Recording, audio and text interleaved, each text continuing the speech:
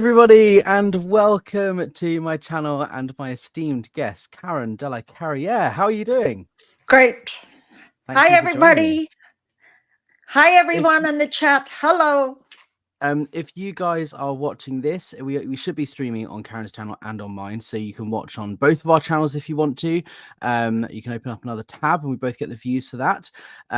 So welcome. Karen wanted to talk to me about the protest that we just held at St. Hill outside the IES event. So I thought we'd get together and we'd do a live stream and talk about what just happened because it was a bit of a crazy week. What did you see, Karen, from your end? First of all, live streaming. congratulations. Thank I you. salute you. You pulled off something really, really historical. And you did everything. you got the demonstrators, you put together the rules, you walked the, what is it, 1 mile? It was and you micromanaged it all. Salutations to Apostate Alex. Thank you. Let me so I congratulate you. Now, Alex, was there a memorable moment or two when you look back at the whole 3 days? Was there a memorable moment or two that you have memorialized in your head? Absolutely. I mean, the whole thing, firstly, the turnout on the first day, I knew how many people we were expecting because of registrations online and stuff, but I didn't know, whether those people would actually show up on the day, right? So firstly, just the number of people that we had show up was kind of mind-blowing for me. And then there was this moment when on the third day as well, when they were opening the new Qual building at St. Hill, and they totally weren't expecting us, and OSA suddenly went overboard on their aggression more than they had for the last 3 days, and they totally weren't expecting us. And the fact that the opening was happening outside and they could see us from the road and they could see us and hear us screaming and shouting our protest chants, just seeing the kind of reaction on Janet Laveau's face and everybody else that was there, that they just kind of didn't really know what to do or how to handle us. That definitely stood out for sure. I mean, they should have expected us. We announced our plans, weeks in advance, and they still, for some reason, didn't realize that we would be down there, interrupting their event, I suppose. So yeah, that stood out, just how unprepared they were in comparison to how prepared we were. This is strange because day after day after day, it was promoted. They knew this was not an ambush protest. This was a broadcasted protest. And here they have all these people full-time. They have an OSA UK, I don't know how many staff are United Kingdom OSA staff. There's a little bundle of them in there under Janet Laveau, no? They have I mean, probably not many now, but they used to have a lot more. They have security guards. They pump themselves off on how secure, what an island and sanctuary orgs are. Come in, and here is your your peaceful geographical area of safety. But they lose it. They can lose it and behave like, I don't want to give derogatory words, but it was, that third day was just, yes, they just couldn't predict that. Yeah, I mean, look, we were being peaceful in our protest. We were shouting, things like compliments and having compassion and all of that we've talked about before. But I think it's for me, it just showed OSA and Scientology made themselves look bad, right? The fact that they were so aggressive, pushing us into the road and calling the police and telling them that we were harassing them, which is just not true. And the police could see it with their own eyes. They were there to help us exercise our right to peacefully protest. And that's exactly what we were doing. The people who were being aggressive were the Scientologists. And I think you could tell as well just how much of a major flap it was, because David Miscavige was meant to open the Qual building. I've heard from an inside source that he was definitely there and he was about to open it. And then we showed up with our protest. And at the last minute, threw Erin Banks on the stage to open it in his place. And I think that just shows how unprepared they were. You know, they're outdoors 100 feet or so away from the road where we were standing on public land, and there were no barriers or blockades or anything to drown us out. Like, there was nothing to stop that event being interrupted or disrupted at all, which they could have done stuff. They could have put mitigating, things in place to prevent the protest being heard by the gathering of Scientologists there, but they just simply didn't, and it was just unprepared on their part.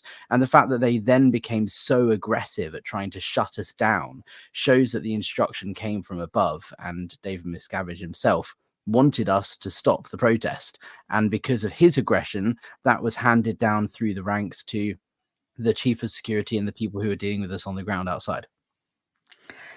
Well spoken, Alex.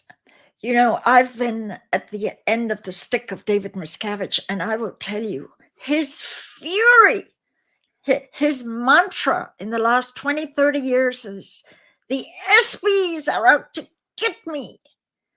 And all you incompetent robots around me do nothing to protect me. And I'm telling you, he would have had a fit. Who knows what punishments? Oh, I almost feel a little sorry for the staff that are going to get the whip. Yeah. Well, on Friday, it was clear, there was a moment where Janet Laveau was really, really angry. And so for those of you watching, Janet Laveau is currently the managing director of Scientology here in the UK. She's OSA, and she's the big boss. And she was at the gates on the first day of our protest. And the private security Scientology had hired actually had to ask her to leave, to take a minute, because she was getting so angry. And I found out later through the security guard that the reason was because Dave Miscavige was on the phone to her while she was standing at the gate, instructors saying, why haven't you shut this down? You need to shut this protest down. And because he was being angry at her, she was then angry about us. But there was nothing that she could have done because we were peacefully protesting on public land.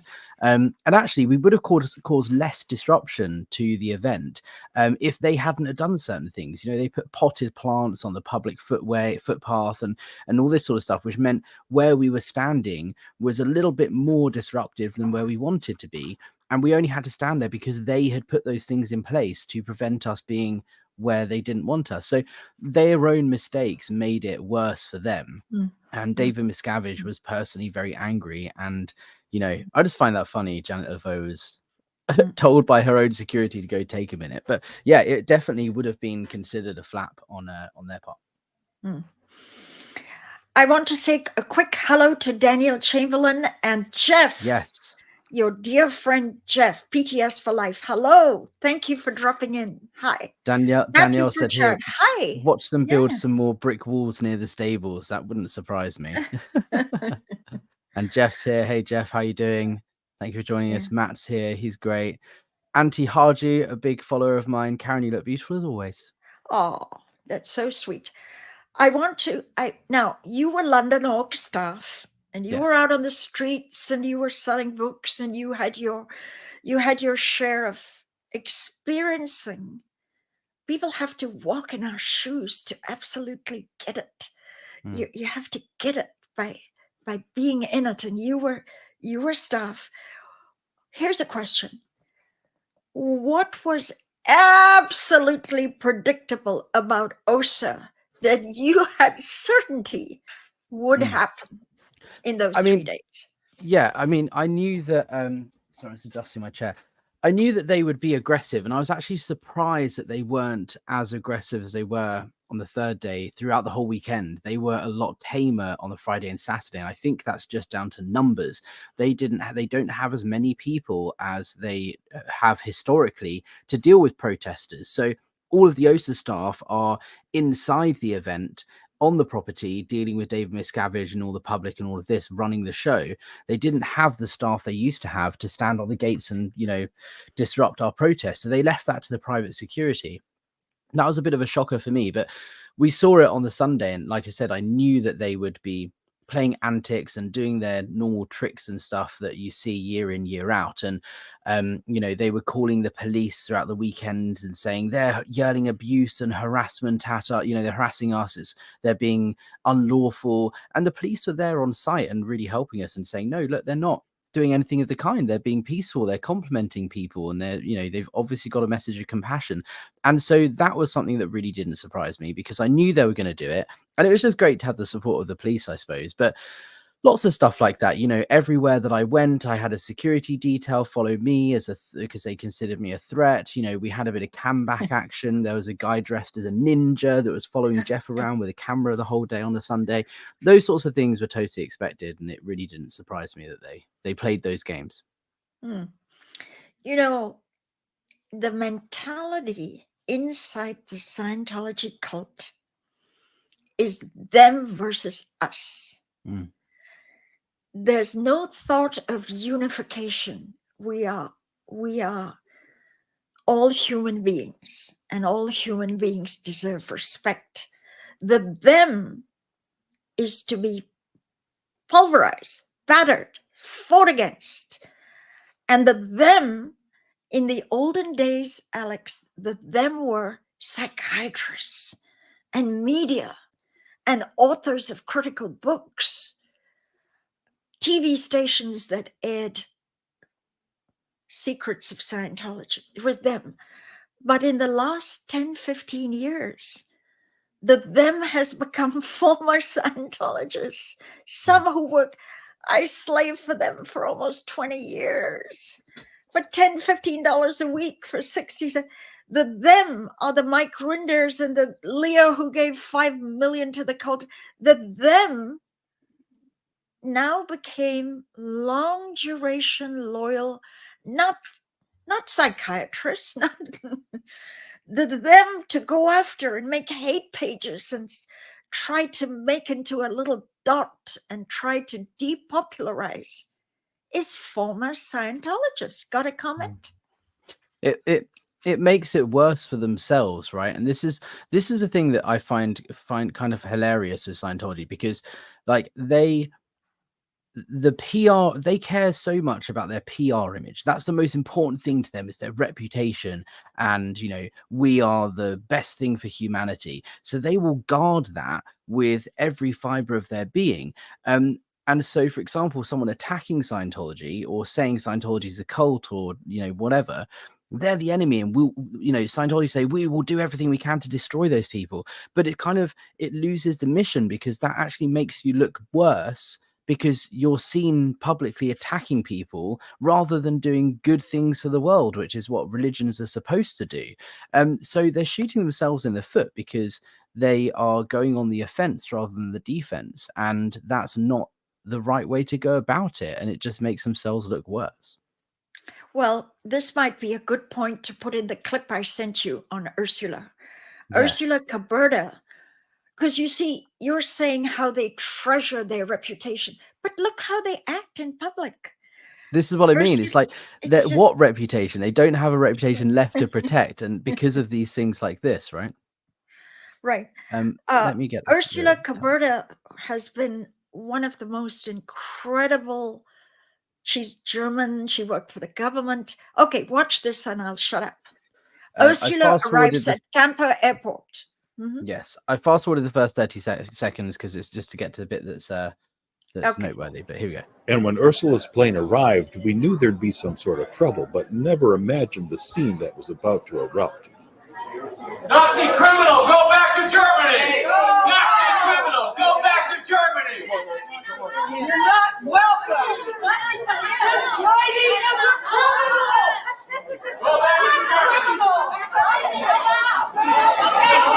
We don't want you here. We like freedom of religion. Hi! We like freedom of religion.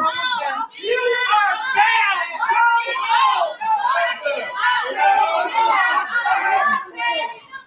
Come on, Mark, let's go. So that was kind of like a flash mob protest that they held, right? Just compare Alex, Apostate Alex, peaceful protest at St. Hill with atypical. I wanted to send Alex more clips of how Scientology carry on. And they really believe they are shriveling and diminishing and making into a dot an opponent by screaming and carrying on like lunatics. That was an Oser Sea Org mob trying to scream and yell and carry on against Ursula, one of the major critics in Germany. Ursula was someone that everyone would turn to. There was no Aftermath Foundation. So if there was anyone in Europe that wanted to escape, they went to Ursula, and she rescued several people. So they hated her. And when she arrived at Tampa, that's how they carried on. Just look at Alex's policy of peaceful protest and look at the way the mob of Scientology carry on. Just compare those two. Can you do a comparison in your mind there? I'm telling the audience. Yeah, I mean, our protests, the things we were shouting were pip pip cheerio, Scientology got to go. You know, we were saying stop disconnection. We were saying, you know, mostly positive things like, you know, you look great, we love your dress, or, you know, we hope you have a good time, enjoy the event, keep your credit card safe. You know, we were saying, we were coming at it with a message of compassion. We weren't yelling abuse at individuals like Scientology are doing here in this video. And that just shows the difference in how they operate versus us. And they claim that we're a hate group. Well, there's nothing hateful in what we were saying at all. We were saying we want to help you and you look great. We hope you have a great time at the event. If you want to leave, there's a community here that will help you. There's nothing hateful about that at all. But their actions are nothing but hateful. You know, somebody just asked why I finally left Scientology. And I'm going to get back to, I just want to acknowledge that I read that. I read the question in the chat. But while we're on this subject, I want to tell you that in the 1970s, there was a newspaper called the Clearwater Sun. They were kind of a cousin, if I may say so, to what was called St. Petersburg Times. St. Petersburg Times renamed themselves as Tampa Bay Times. That's the newspaper of Clearwater, St. Petersburg, and Tampa. And Scientology decided they were going to wipe out the Clearwater Sun. And the reason they did that is when Scientology purchased the Fort Harrison, instead of being just honest and straight and said, we want to acquire that, they did this huge deception of United Churches of Florida, an entity which didn't even exist, even though it was 1970s and Google wasn't around. You could find out, and there was no such thing as United Churches of Florida. So United Churches of Florida bought, and because of all this secrecy and deception, the Clearwater Sun said, what is this? What is this? And there was all kind of speculation. Maybe this was a mafia gambling casino that wanted to. there was just, when there's mystery, people will dub in, they will manufacture. And Scientology thought, we are going to destroy the Clearwater Sun. Alex, would you show some little snapshots of Scientology demonstrating against the Clearwater Sun? Yeah, so this is a clip of the newspaper about the march, the parade that Scientology put on outside the Clearwater Sun head office, right? And I think yes, this that's picture the as head well office. shows it better. They dressed as Nazis with swastikas. Can you go back to the first one you just showed, Alex? Yeah, all of those are Sea Org members. I think the guy, I remember him, he was a chief of security, the guy right in the middle, up front. Swastikas, they paraded outside the Clearwater Sun. This is just a newspaper reporting factual data on Clearwater. And they just paraded in Nazi costumes. Now compare that, do a little mental comparison to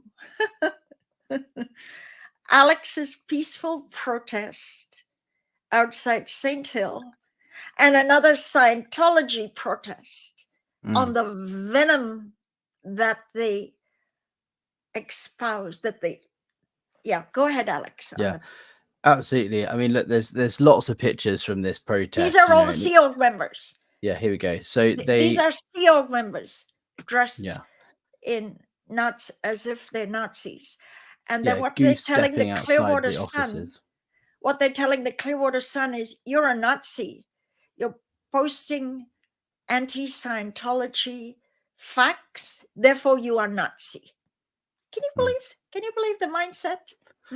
And this is the thing with Scientology, is it's an extremist belief system. And when in Scientology you're told that suppressive people, critics, and former members are enemies of the church, they're literally the worst of humanity. And so they will resort to extreme tactics to try and discredit and silence and intimidate these people. But this is the thing, this sort of action, dressing up like this, is not that's not churchly behavior. That's not the sort of behavior you'd expect of, a welcoming, open group of people that want to help and heal each other. It just shows that they're vicious and they're on the attack, because the policy is attack, never defend, right? Yes, very much so. Very much so. So there is nothing benign or kind. You were saying, Alex, that they care so much about their image, but they act ferocious and vicious. And there's some kind of there's an ethics blind spot there. The viciousness that they portray seems to communicate as, we are so big and we are so fierce that we can squash you like a bug. So the message is, don't mess with us because we will destroy you. Yeah. How, Alex, how does that give them a good repute? Exactly. That's the thing. It makes no sense. It's irrational. Scientology is all about, the analytical mind, thinking rationally, getting rid of your reactive mind, which is the irrational part of your brain. And so you would imagine that their actions therefore would be rational, but they're not. If someone does something that could bring the church into disrepute, the instant reaction is, how do we jump on this? Restrict the flow of information. How do we control this so that it doesn't affect the image of the church? We can't have any people doing anything illegal or anything that, if it gets out or it leaks, that might make the church look bad. So all they care about is their image before the people. Victims of Christ, Danny Masterson, they didn't care about the people who were his victims. They cared about making sure that it didn't get out and it didn't become a press story, because that could damage the church. And this is an example of that. Like they're trying to put their image before anything else.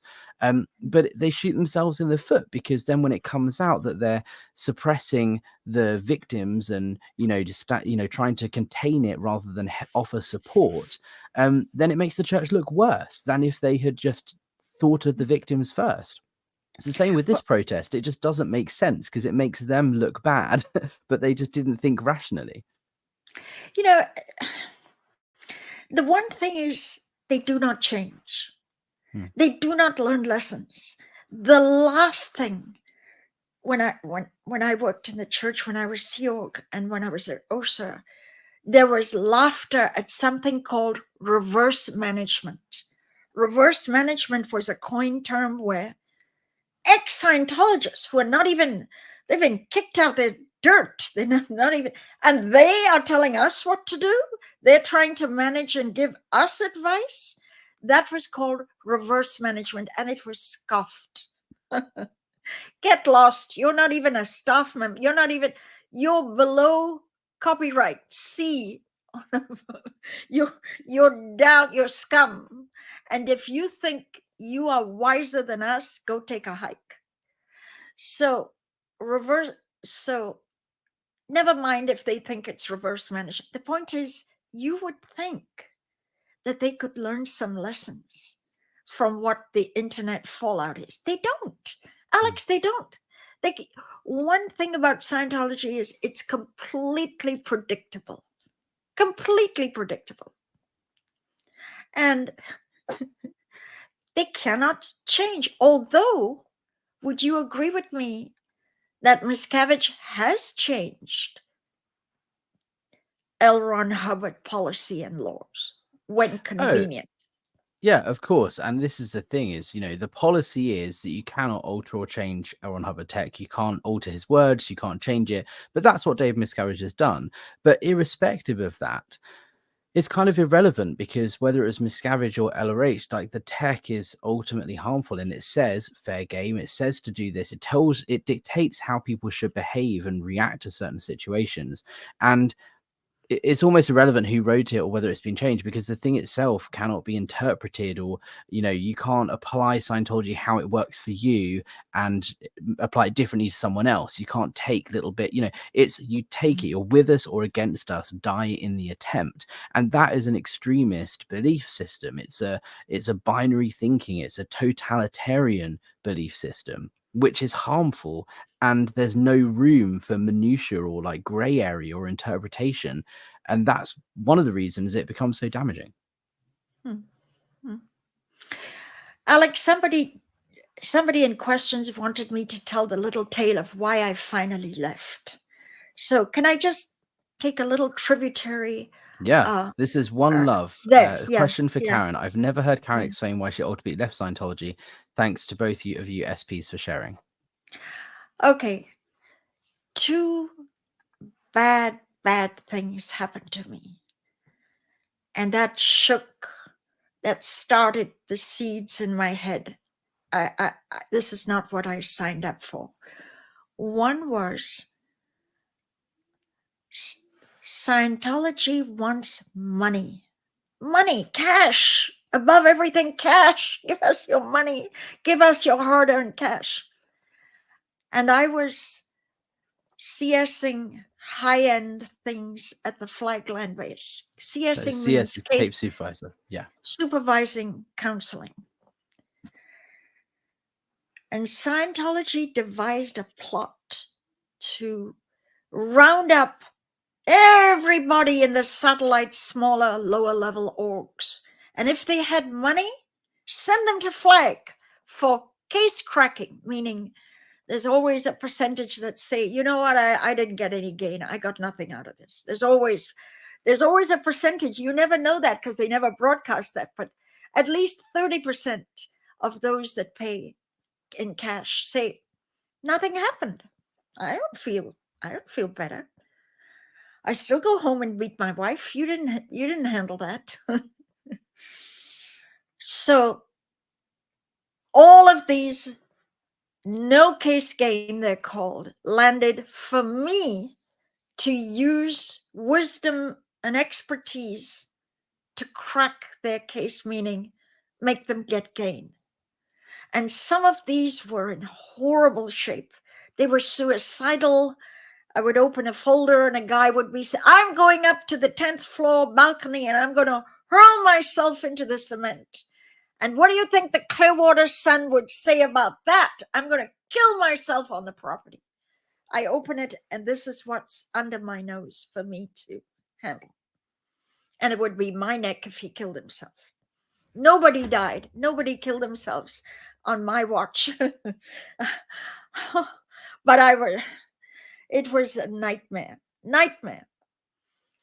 And I was trying to get these people, many of them belonged in a facility, a sanatorium, a safe space, not under Scientology whip and policy to shove them and pigeonhole them into categories. Long story short, I was rebellious.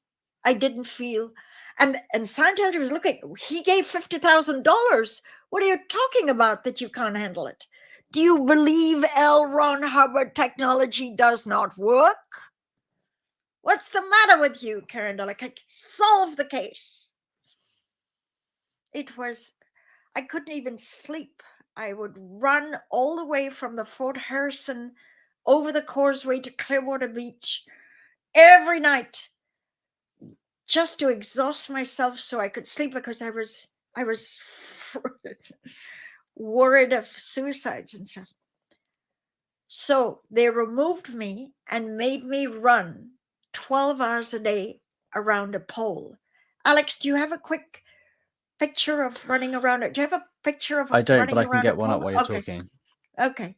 So this is supposed to be spiritual. It's supposed to be spiritual. You run and run and run and run, and you run around a pole. And I was ordered to do it 12 hours a day. Nobody can run 12 hours, even marathon runners. You're allowed to take short little breaks, but you're kicked out back on the track by the supervisor. And this was... This is the pole at the int base, I believe, right? At Gold. Yes. So they have a tree, and you just have to run around this tree for hours on end until you have some sort of spiritual awakening or cognition, right? Is the idea. Well, let me tell you the theory behind that. I read all the advices. Hubbard said that way back in the intergalactic days of, in the cosmos days of different bodies, he was chasing a criminal. And Hubbard said he chased the criminal and chased the criminal and chased the criminal. And one day he caught up with the criminal. And the criminal was sane. He lost all his criminality. So Hubbard decided that if you run and run and run and run beyond exhaustion, you will lose your bad intentions and bad impulses and become sane. So because Hubbard decided that in intergalactic space, billions and trillions of years ago, he chased a criminal, I had to then run 12 hours a day around a pole. It came down to Hubbard did that, so I have to do this. It was rough. It was rough. It was rough. Times I just didn't even want to. It was incredibly. My ankles were swollen. My knees had puffed up. It was agony. And if you can't run anymore, you walk. But it was torture. So that really shook me up. And then I had another, I don't want to make a whole long thing. I had another punitive incident where I was imprisoned for 6 months at the hierarchy for saying something. And I had painful, hard labor to do. And I would be hauled out of bed at 2 a.m. and put on the meter for interrogatory set checks. It was just beyond, it was a madhouse.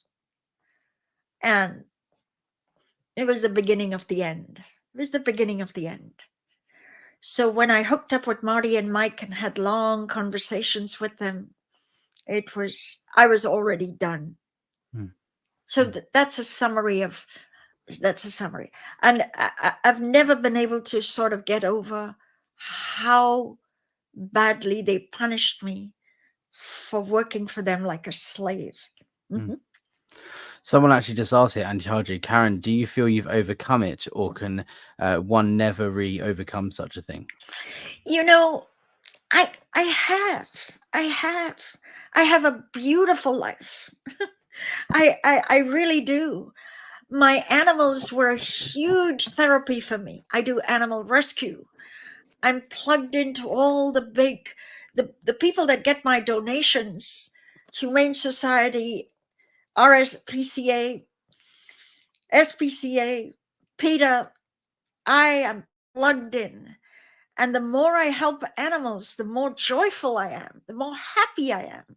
No, I am very, this decade might be the happiest decade of my life. So see, when I'm in a show like this, I'll get into that, but I don't live thinking about this. This is history. I am now in time, and I meet new and wonderful people. Look at Alex. He comes out of the blue sky, and we are dear friends. We talk almost daily. You step out of the darkness, but you have no idea of what you're going to now get for stepping out. So have I overcome it? Yes. You mentioned there briefly a bit of history, and I think I actually wanted to bring this up. Now, the connection isn't so great because I was having some issues when I was streaming on the protest. But when I was outside the Quell building opening, I actually walked past your old house in St. Hill, and I gave you a little shout out. So please excuse the connection, but I wanted to just play this because you used to live just over the road from St. Hill, and this was us at the protest. Block our view. So this is St. Hill Green, and I believe Karen de la Carrière lived in one of these, number 6 St. Hill Green. Yes, that's exactly. So Karen, if you're watching, this is your old house. Yes. The connection's really bad, but that's And this your old entrance house. here is the stables entrance, which is actually there's a restriction on And then we go on with the protests and so on. But yeah, excuse the bad connection. But I just wanted to bring that up because you know St. Hill very, very well, where we were protesting, and the point where we were shoved into the road was literally outside your old house. You know, Alex, thank you. I was so riveted because I walked that walk that the protesters did. I would sometimes walk all the way down to Sainsbury's on Main Street, East Grinstead High Street, it's called. Main Street in America, High Street in England. And there were no Ubers in those days. So to have to carry your Sainsbury's groceries 1 mile was, I would take taxis, and the taxi drivers. And it's not flat either. It's a hilly road, right? It's uphill. You know, it's a long walk. Alex, I tell you that I walked that walk that the protesters. So I was just riveted. Yes, I lived at St. Hill Green. Now I want to say, I wanted Scientology. I believed in it because I wanted it to be true. I didn't join to leave in 3 weeks and start doing YouTube video. I stayed in it 40 years. 40 years. People now think, what was the matter with you, Karen? Did you have a brain aneurysm? Maybe I did. But 20 years almost as staff, and then the rest of the 20 years was a little bit of blackmail involved. They had my child in the Sea Org. And I knew if I came out or said anything, that would be the end of any connection. And in any case, they got my son anyway. That's a whole different story. Alex, back to your remarkable demonstration, historical. I think that links in though, because what you're saying about the fear of speaking out, right? That's how Scientology operates. They want to scare people, intimidate them into silence, right? And that's one of the reasons a protest was so important and needed, because we were saying, look, you cannot silence us. We are a peaceful protest. We are within the law. We are going to make our voices heard, and there's nothing you can do to stop us. And that's what would have irritated them even more, because they lead with this fear intimidation tactic. And they did that with you, with your son, you know, the whole fair game that you've experienced over the years. And they were trying to do that with us as well. And that's what's so great about being able to protest, is however hard they tried, they wouldn't stop us from standing there at the side of the road, making our voice heard, you know. And that's what I think makes it so empowering, because there are so many people in Scientology and people who are out of Scientology but are too scared to speak or have family in or whatever, that they don't have that voice. They don't have the ability to stand out there and shout for what they believe in and raise concerns.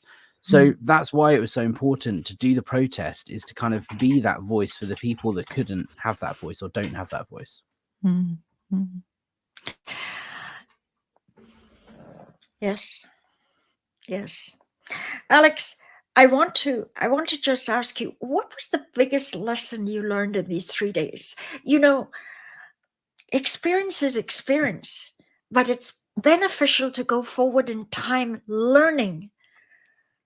Not that you don't have to learn anything negative.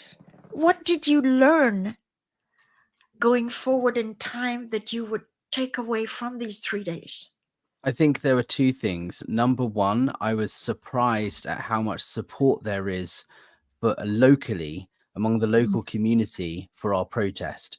I thought that the majority of people in East Grinstead were kind of accepting that Scientology is there and kind of going, whatever it is, what it is, and that we're fine with it. But I was surprised that there were so many people coming up to me going, thank you for protesting, because we can't do this, because we have to kind of have a semi-decent relationship with Scientology, because they're our neighbors, but we don't like it. We don't want them here. So we can't protest, but you're protesting on our behalf. So that's what I think I learned from that angle. And it was also good to learn how slow and behind the Office of Special Affairs are. You know, it took them several days to catch up to what we were doing. We were able to go to Sunderland, or me and Jeff, a couple of days later, which should have never been allowed to happen. You know, they are so behind and so slow.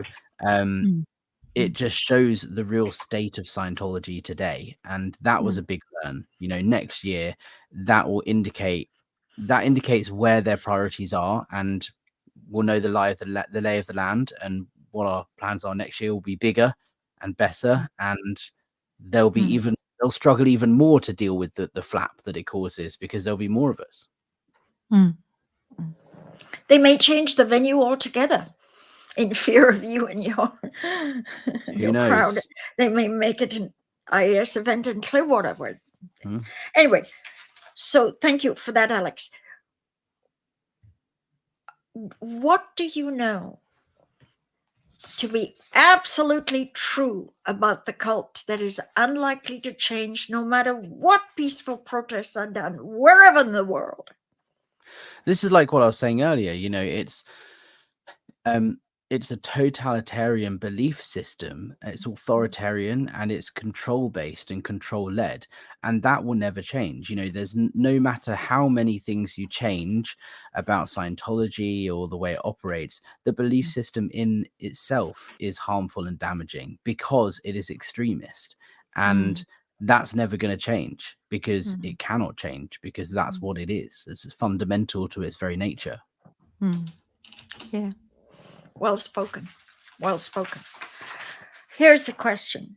If you could create one law that the cult has to comply with, one law, what would that be? I mean, look, there are already plenty of laws that Scientology have to comply with that they're not complying with. Right? You know, they are breaking laws left, right, and center. You know, they are trafficking children. They are causing families distress and tearing families apart. They are creating huge mental health issues for people and financial distress and hardship. There are lots of laws that they are already breaking that they should be obeying. For me, it's ultimately, you know, compassion, you know, empathy, love, these things that don't exist in Scientology should exist, because when you actually start caring about people, then suddenly it's really hard to be nasty and vindictive and controlling, which is what Scientology is. And it's completely lacking in those three key things: kindness, love, and empathy. So if I could make that a law, I'd make that a law. You have to be kind, loving, and empathetic. You know, there are two words becoming synonymous with Scientology: abuse, and attack. There's such an absence of love in Scientology. There's such an absence of kindness. It's a hierarchy of domination. And that's not really an adjective connected with ecclesiastical religion. Yeah. They scream in the law courts. The First Amendment gives a broad benefits once you can use the First Amendment. Oh, there's just huge benefits on First Amendment. But how religious is this kind of conduct? It's anything but religious. Yeah, absolutely. And it's But no- irrational. Hmm. Yeah, PTS for life, Jeff here, there's nothing rational in Scientology, Yeah. It's true. If it was Yeah. rational, it would, and they've been screaming for years about trying to get religious status and recognition as a religion, and yet they behave like this. The guy that we call the ninja, the Osa ninja, that was following Jeff around most of the day on Sunday, he was dressed up with a balaclava and you could only just see his eyes, walking around filming us, harassing and intimidating Jeff. That is not religious behavior that I would expect any religious organization to do. And again, they're shooting themselves in the foot, because when you look at what he was wearing, there was a Greenfields logo on his jacket, which is the school here in the UK that Scientology kids go to. They weren't concealing their identity. Is that the sort of behavior you'd expect of someone who works at a school, to follow someone around in his spare time when he's not looking after kids? He follows people around with a camera and harasses and intimidates them. Is that the sort of behavior you'd expect of someone in that position? No. And that's what Scientology do. They go against what they should be doing. If they were a real religion and they were a real empathetic, kind group that cared about humanity, they wouldn't do half the stuff they're doing. And the reason they're not doing it is because they don't, because that's not what they are. Well spoken, Alex. Very well spoken. This is why if Scientology had even a little kindness, even a little bit of understanding of somebody who'd served them many years and left, well, never mind CO, never mind stuff. If they just could understand viewpoints other than we have to survive no matter what. The end justifies the means. The thing is, they never will. Like, that's the thing. Like, yes, it makes sense. If they could just do this, if they could just care about you, but Scientology will never do that, because it's fundamental to its nature to be hateful and vindictive and harmful. Yes, there are lots of simple solutions that would make it a lot easier and a lot better, but it will never happen because the thing itself is harmful. Yes. Yeah. What I agree, Alex. I often get asked so many times, if David Miscavige dies or something happens and he is no longer there, will Scientology present itself in a more gentle, friendly way? That's a common question I get. Because of my YouTube channel, I get so much email, and your answer precisely answered that. It's in the DNA and policies of the cult to destroy critics, to destroy anyone who, and not only to harm them, but to do it with humiliation and degradation. One of the things that Scientology does to this day, and Alex, you got traumatized by that. I got 6 months of imprisonment. You were locked in a room and you were in lockdown. This is part of where the cult uses, they behave like federal agents. They believe they can take you into custody. In fact, they have something called blow drill. Blow drill is a coined 2-word phrase for pursuing you after you've left, by sending out posses of people as if they're police officers or federal, to retrieve you back. The paranoid of you leaving and knowing some of their secrets overrides their common sense. They believe they can be federal agents or police officers, whatever, to kidnap you, hurl you in a van, and drag you back. And they've succeeded many, many times in doing that. Alex was locked in a room. Were you ordered to write up? Yeah, I had to do my OW writer. There was one time as well that I blew, and they, you know, my boss Charlie Wackley came to my house to try and recover me, and he said, "You can't, you know, you got to come back. You got to come back." And you know, this happens at every level of Scientology in every city in the world. You know, this is their behavior. Yes. And linking it back to the protest, you know, it just shows how they go on the attack, and they were very vicious on the Sunday. And I'm kind of bracing myself for the attack, you know, in the physical world afterwards. You know, I've had PIs following me, and there's a few other things that are going on. They tried to hack into my website 20,000 times in the last couple of months. Like, they are on the attack, but this is only just the beginning. You know, I'm sure it's going to get worse and worse, but it's just making themselves look bad. You know, you should respect that people have different opinions, different beliefs. I have no problem with the people going to the event to listen to David Miscavige speak. Great. Enjoy yourself. Have a good evening. Like, hope you have fun. Like, I don't wish any ill will on these people that are going to the event. But what I do want them to know is that if they do decide to leave, they should be free to make that choice. And there's a community here to help them if they make that choice. The thing is, they don't know that they have that choice, or if they do know, they're not free to make that choice, because Scientology is controlling and manipulative. Yes. Yeah, very much so. Very much so. Now,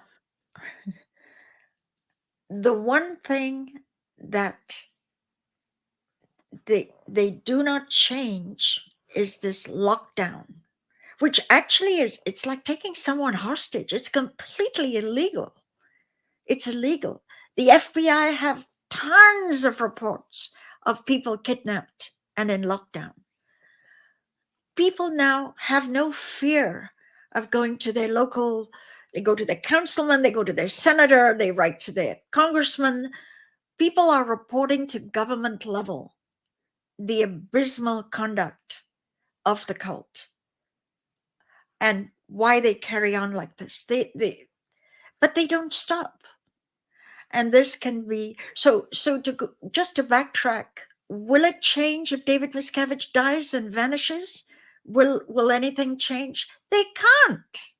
They cannot change. And David Miscavige has made it his business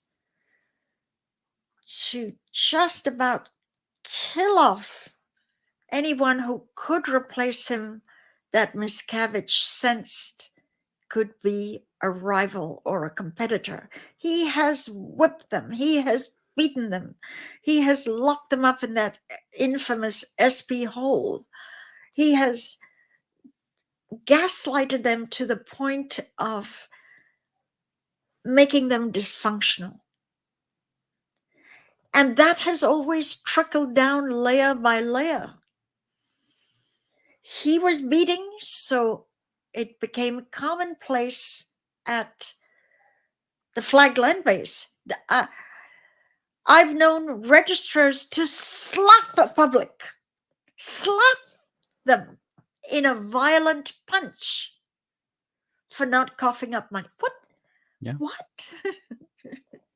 Yeah, and that's the thing that we were kind of concerned about. Of they've been known to do this before with protesters, to physically manhandle them, because that's how people are treated in Scientology, and that's seen as okay. You can't get away with doing that in the real world. And they started to try and do that to us on the Sunday. Luckily, the police were there, and you know, I think they were maybe restricted from doing that in their minds because they didn't want to be seen to be doing anything wrong. But you know, they shoved Stephen Jones into the road in front of moving traffic. You know, they were aggressive, and that's the way people are treated in Scientology. They didn't think twice about it because they thought this is just normal behavior. It's not normal in the real world. You can't behave like that, you know? Yeah.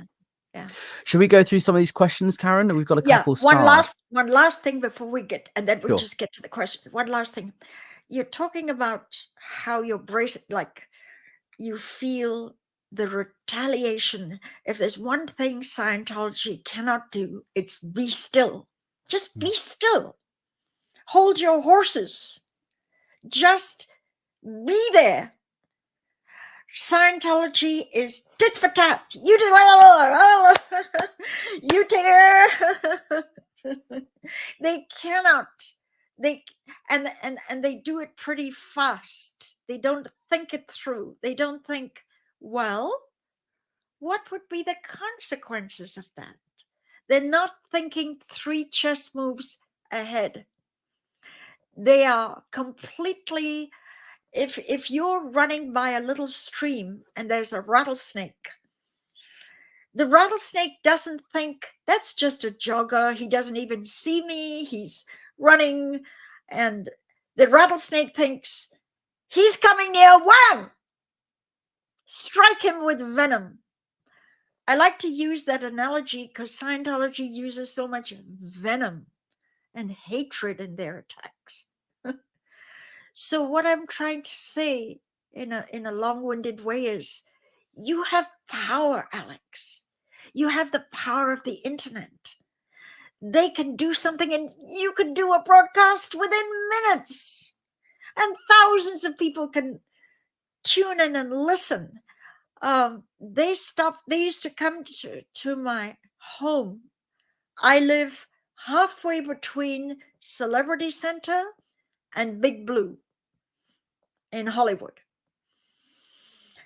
And they used to come regularly to my gate, pretending that they wanted an interview as journalists.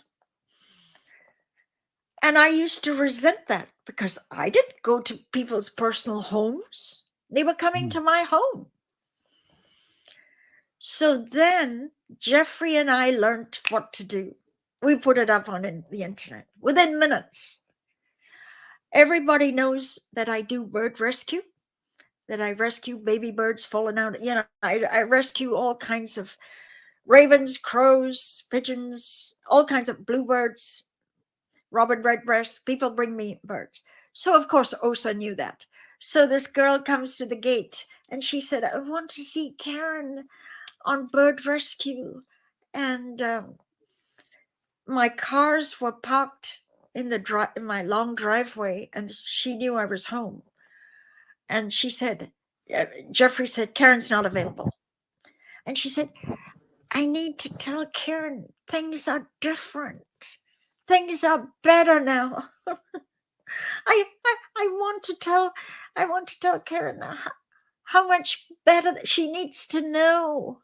This was trying to suddenly use affinity and communication mid their hate attacks. But we put it up on the web within minutes.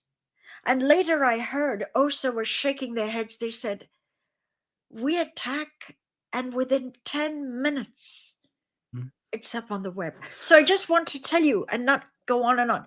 Alex, you have power. You have power of your voice. They attack you, boom, internet, boom. The same YouTube, with the protest. Boom, we were live streaming the protest. You know, my stream of our protest has more views than attendees at the IS event we were protesting outside. Right? Hey.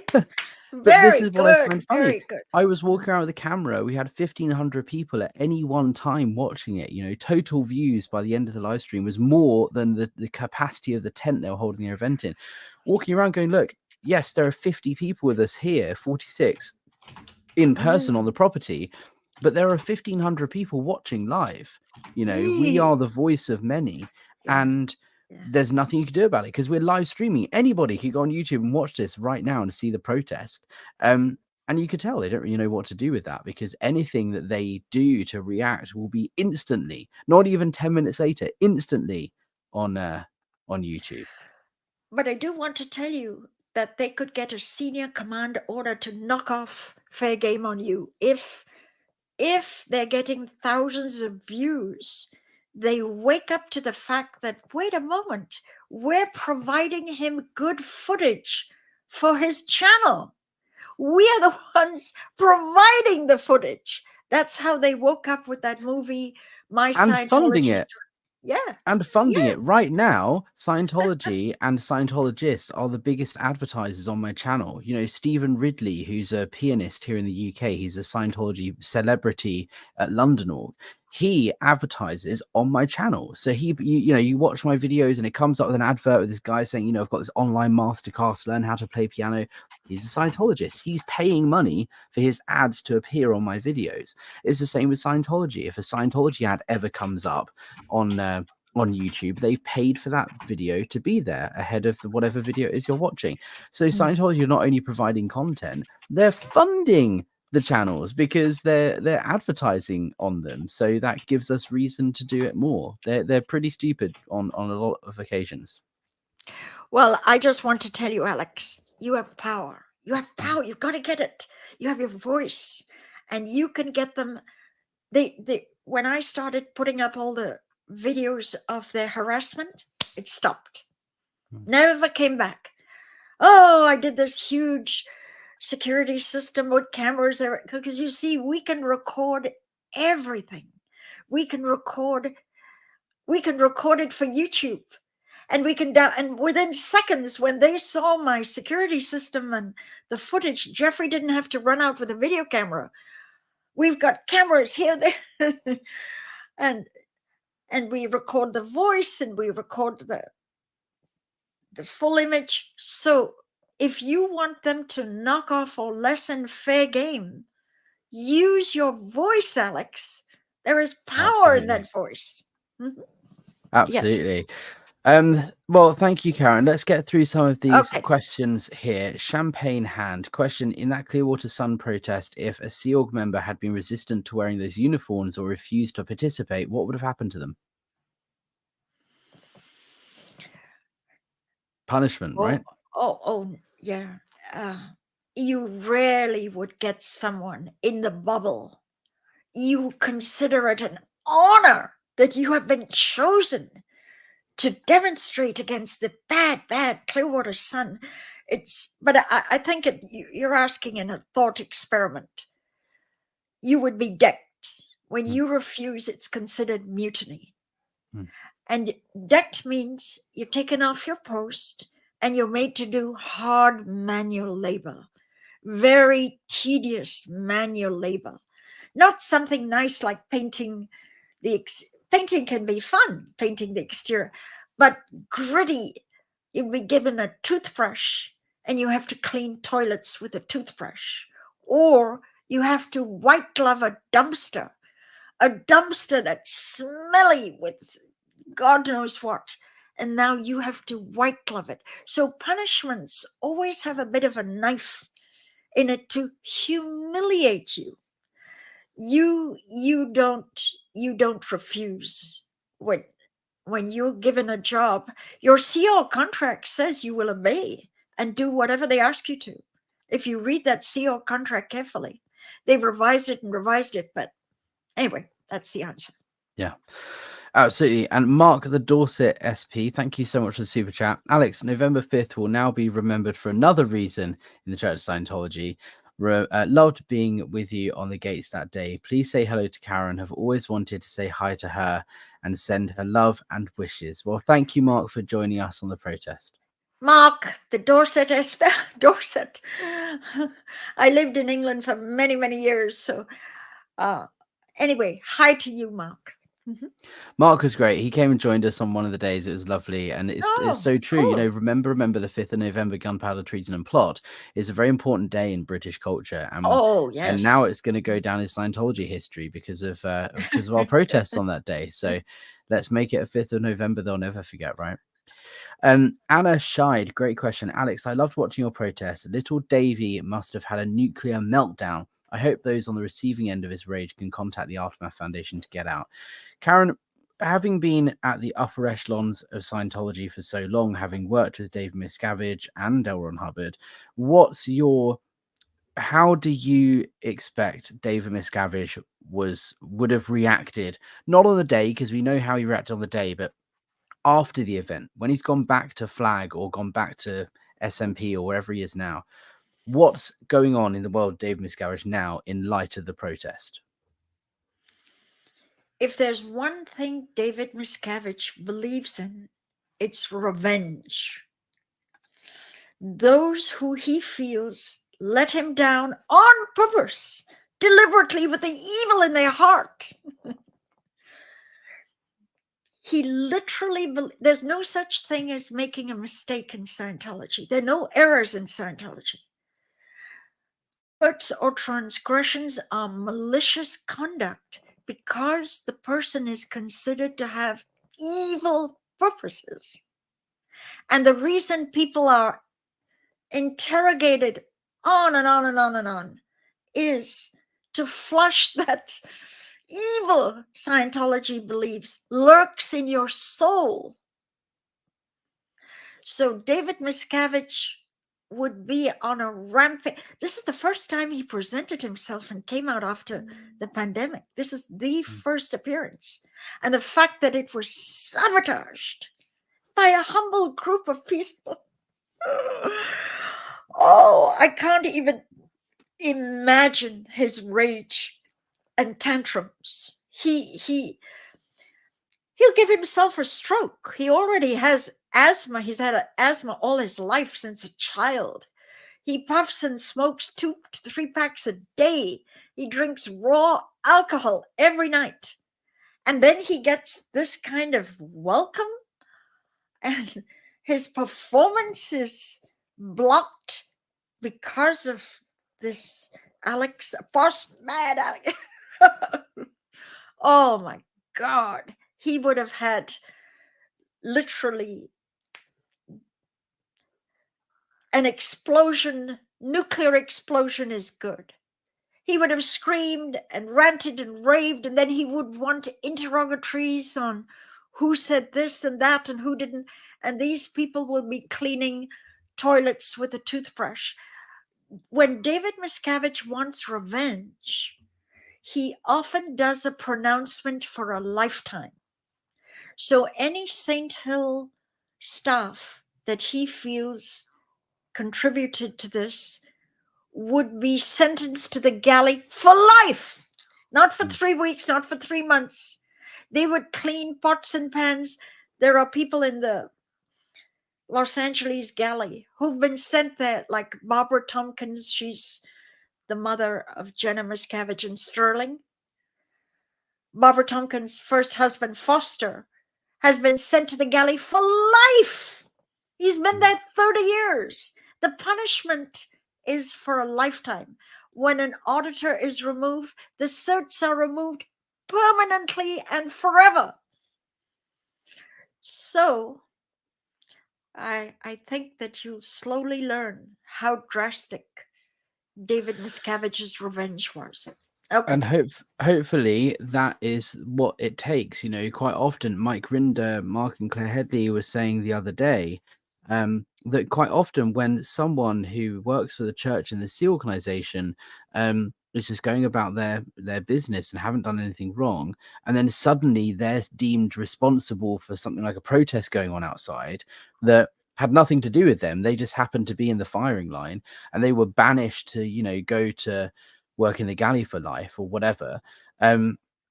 That's like that punishment, unreasonable, unjustified punishment, is what a lot of people, it gives them the kind of confidence to be like, no, this is all rubbish. Like, I've done nothing wrong here, and yet I'm being punished. And that, even though it's a horrible punishment, that's sometimes just what people need to burst that bubble and push them over the edge and say, I'm not doing this and I'm out. And so it's horrible that people get punished, but sometimes that's what they need to be. They need to be given that harsh treatment or be threatened with it for them to realize how absurd the whole thing is and get out before they're subject to that harsh treatment or punishment. You know, if they are told they're banished to the RPF, no, I'm out. You know, I'm not going to the RPF. You know, that's what a lot of people have said in leaving. So hopefully that's the effect that we had with the protest. You know, it's getting people to realize that if they do decide to leave, they're not alone. There's a community of people here to support and help them. And us SPs are not big, horrible, nasty people. We care and love and help each other as much as we possibly can, because that's what we are. We're a community. We're not a cult, right? Yes, back in the day when you were out, you were thrown into the. Everybody cut themselves off from you. Everyone you ever knew would treat you like a leper. And then the cult had so many people living under a bridge and being homeless. They started giving $500 if you left. See, if you left the Sea Org. But even then, sometimes they didn't have that, and they would try and give you tapes and CDs. Say, we don't have the 500 in FP financial. And then the Aftermath Foundation was born. And the Aftermath Foundation, you just Google it, it'll take you there with ease, will stabilize you. If you qualify, you're leaving Scientology, whether public or Sea Org or staff, they will get you a job. If you were Sea Org, you have nothing. You have no bank account, no driver's license, no resume to get a job, nothing. The Aftermath Foundation will completely handle every square inch of what you need so that you can move forward with a life. Thank you for promoting it, Alex. Good job. There we go. I think that's, it's a really integral support network that's there that people need to know about, and it's globally. Wherever you are in the world, the Aftermath will help. But Karen, thank you so much for joining me. This has been fantastic. Any final thoughts before we round off here? I do want to announce that Alex and I are musing and plotting a weekly show. Not just Alex and me, Beverly. So we're planning that so that you would have a time every week and know you could join Alex and me. However, Alex leads a video life and sometimes he's off on festivals. So we would suspend it when Alex couldn't do it. But otherwise, we want a weekly show. Right. Absolutely. So we want to let you know that. Yeah. That's absolutely it. And we'll keep everyone up to date with our plans and what we're doing. And guys, if you're watching this, thank you so much for joining us. Give us a thumbs up and a like, comment down below if you want to support financially. There's PayPal, there's Buy Me a Coffee, all that sort of stuff. But the best way of supporting is engagement. The more you engage with the video, the more YouTube pushes it out to more people, and therefore the more people can be helped by seeing this stuff. So give us a like, leave a comment, and thank you so much, and we'll see you guys on the next one.